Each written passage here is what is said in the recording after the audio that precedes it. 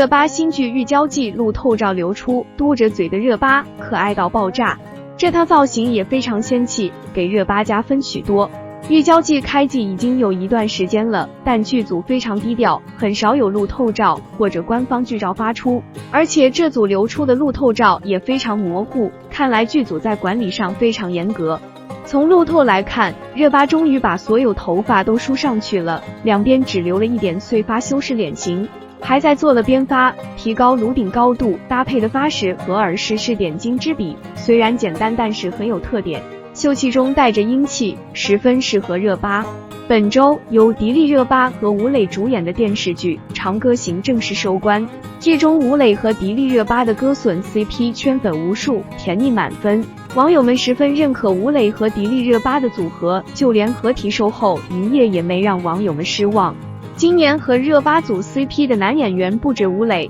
还有另一个圈内颜值天花板的存在，那就是杨洋。二人合作的电视剧《你是我的荣耀》也刚刚杀青，有望在暑假期间开播。届时，杨洋热巴的于途桥晶晶 CP 一定又会圈粉无数。言归正传，这次热巴正在拍的《玉娇记》是一部古装玄幻题材，和之前的历史剧《长歌行》、现代甜宠偶像剧《你是我的荣耀》都不同。以往男主设定都很厉害，拯救全世界，是大神一样的存在，但这部新剧是女强男弱的设定，女主实力超凡，负责通关打怪，男主负责貌美如花，非常有趣。《玉娇记》是改编自九路飞香的同名小说，讲述了玉妖谷最厉害的玉妖师纪云和迪丽热巴是与身为鲛人的男主常毅，任嘉伦是控制与被控制的关系，两人渐生情愫，经历了一系列阴谋和误会，最终打破两界隔阂，摆脱束缚并拯救彼此性命与灵魂的故事。《